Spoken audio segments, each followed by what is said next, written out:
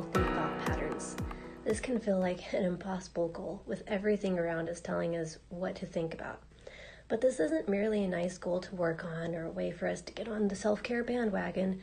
This is a command. The Bible directs us to take captive every thought. This means that being mindful of our thoughts isn't enough. We're directed to manage our thoughts, to be in charge of them. This is a pretty weighty command, but it isn't just for the sake of giving us a difficult goal.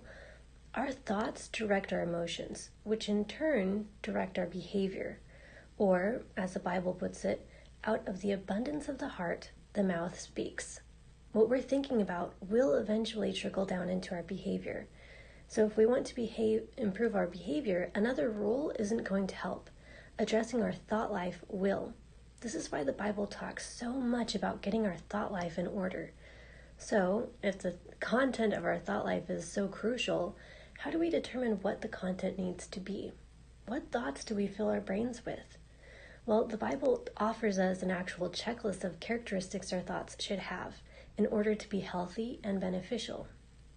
In Philippians 4:8, we're told, whatever is true, whatever is noble, whatever is right, whatever is pure, whatever is lovely, whatever is admirable, if anything is excellent or praiseworthy, think about such things. Now, reflect on the sources you've exposed yourself to. Social media accounts, TV shows, movies, music, friends. This checklist doesn't give us a free pass to bury our head in the sand and ignore things like the news, but it might mean that we need to change our perspective about the news.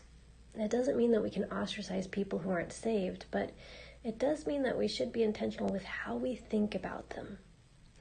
And it might mean that we need to unfollow some people, remove certain things from our Netflix watch list, and make some drastic changes to what we're allowing ourselves to think about. We are not victims of our surroundings, forced to think about whatever we're exposed to.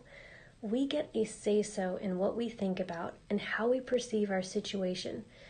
But it's easy for it to be a habit to allow our thoughts free rein.